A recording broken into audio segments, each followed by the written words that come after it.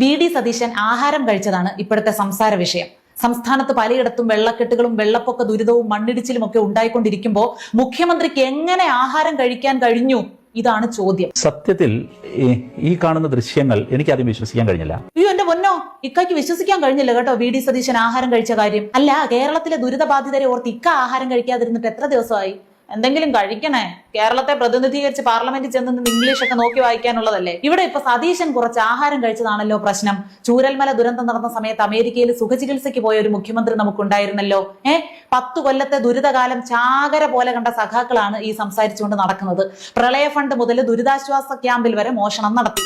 Covid കാലത്തെ കിറ്റുകൊള്ള പിന്നെ ലോകപ്രസിദ്ധമാണ്. ആംബുലൻസിനുള്ളിൽ വെച്ച് രോഗിയെ പീഡിപ്പിച്ച സംഭവം വരെ ആ സമയത്തുണ്ടായി. പ്രളയത്തെ നോക്കി കരഞ്ഞ സജി ചെറിയാനെ ഇക്കായ്ക്ക് ഓർമ്മയുണ്ടോ? ഇല്ല, അതൊന്നും ഇവർക്ക് ആർക്കും ഓർമ്മയില്ല. സതീശൻ എന്ത് കഴിക്കുന്നു, എപ്പോ കഴിക്കുന്നു, എത്ര കഴിക്കുന്നു, എവിടെ എത്ര പ്രാവശ്യം ബാത്റൂമിൽ പോകുന്നു, ഇതൊക്കെ നോക്കലാണ് സഖാക്കളുടെ ഇപ്പോഴത്തെ പണി. കാരണം 2018-ലും 2019-ലും ഒക്കെ പ്രളയം ഉണ്ടായപ്പോഴും ചൂരൽമല ദുരന്തം ഉണ്ടായപ്പോഴും ഒക്കെ പിണറായി വിജയൻ കട്ട ഉപവാസമായിരുന്നല്ലോ. നെന്മീൻ പൊരിച്ചത് പോയിട്ട് തിരി ഗോതമ്പ് കഞ്ഞി പോലും അദ്ദേഹത്തിന്റെ തൊണ്ടേന്ന് ഇറങ്ങിയിട്ടില്ലെന്നാ പറഞ്ഞു കേൾക്കുന്നത്.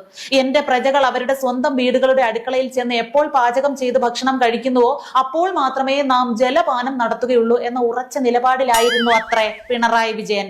ജനങ്ങൾ വെള്ളപ്പൊക്കത്തിന് ദുരിതം അനുഭവിക്കുന്ന സമയത്ത് സാറേ ഭക്ഷണം എടുക്കട്ടെ എന്നൊരു ജോലിക്കാരൻ ചോദിച്ചതിന്റെ പേരിൽ അയാളെ പിരിച്ചുവിട്ട ആൾ പോലും ആയിരുന്നു അത്രേ ഇന്നത്തെ പ്രതിപക്ഷ നേതാവ്.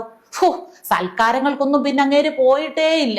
ചുവന്ന പരവതാനി വിരിക്കാതെ പാദങ്ങൾ എടുത്തു വെക്കാതിരുന്ന, ലിഫ്റ്റ് ഇല്ലാത്ത ബസ്സിൽ മൂലം ഉറപ്പിക്കാതിരുന്ന ഒരു മുഖ്യമന്ത്രിയുടെ കാലത്ത് ഇവരുടെ എല്ലാവരുടെയും വായിൽ പഴമായിരുന്നു എന്ന് ഇതിനാൽ എല്ലാവരെയും അറിയിച്ചുകൊള്ളുന്നു.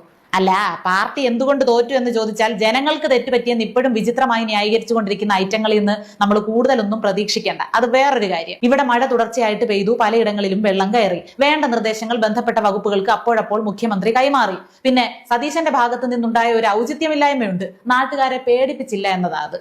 10 കൊല്ലം പ്രളയവും ദുരന്തങ്ങളും ഒക്കെ PR ചെയ്ത് മുതലാക്കിയവർക്ക് വി.ഡി. സതീശൻ അങ്ങനെയൊന്നും ചെയ്യാത്തതിലുള്ള പ്രയാസം നല്ലതുപോലെ ഉണ്ട്. ഇപ്പൊ പിണറായി വിജയനായിരുന്നു മുഖ്യമന്ത്രിയെങ്കിൽ ഒരു ദിവസം 4 പ്രാവശ്യമെങ്കിലും വാർത്താ സമ്മേളനം നടത്തി ആദ്യം ജനങ്ങളെ ഭീതിയിൽ ആഴ്ത്തും. ആ ഭീതിയിൽ നിന്ന് രാഷ്ട്രീയ നേട്ടം ഉണ്ടാക്കും. ഇതാ ഒരു മഹാദുരന്തത്തിൽ നിന്ന് പിണറായി വിജയൻ ഒറ്റയ്ക്ക് കേരളത്തെ രക്ഷിച്ചിരിക്കുന്നു എന്ന രീതിയിൽ കാര്യങ്ങളെ വരുത്തി തീർക്കും. മുൻ മുഖ്യമന്ത്രിയുടെ കാലത്ത് എത്രയോ ജനങ്ങളാണ് പ്രളയത്തിൽ മരണപ്പെട്ടത്. പണ്ട് നിപ വന്നപ്പോൾ ഇവിടുത്തെ സാഹചര്യം എന്തായിരുന്നു? റോഡ് മാപ്പ്, ഭീതി, വാർത്താ സമ്മേളനങ്ങൾ. ഇപ്രാവശ്യവും നിപ വന്നു. ഡോക്ടർമാരെല്ലാം കൃത്യമായിട്ട് കൈകാര്യം ചെയ്യേണ്ടതുപോലെ കൈകാര്യം ചെയ്തു. സർക്കാർ ആവശ്യമായ നിർദ്ദേശങ്ങൾ കൊടുത്തു. വന്നതുപോലെ നിപ പോയില്ലേ? ഇപ്പോഴത്തെ സർക്കാരിന്റെ ഏറ്റവും പോസിറ്റീവായിട്ടുള്ള ഒരു വശമായിട്ട് തന്നെയാണ് ഞാൻ ഇതിനെ കാണുന്നത്. ആവശ്യമില്ലാതെ മനുഷ്യരെ പേടിപ്പിക്കുന്ന, ആശങ്കയിലാക്കുന്ന ഒരു രീതി ഇവർക്കില്ല. ഇവിടെ ആർക്കും ആരുടെയും പ്രഹസനം ഒന്നും കാണണ്ട റഹീമിക്ക. ഓരോരുത്തരും ചെയ്യേണ്ട കാര്യങ്ങൾ ആരെയും ബോധിപ്പിക്കാതെ ഭംഗിയായിട്ട് അങ്ങ് ചെയ്തു പോവുകയാണെങ്കിൽ കാര്യങ്ങളൊക്കെ സ്മൂത്ത് ആയിട്ട് അങ്ങ് മുന്നോട്ട് പോയിക്കോളും.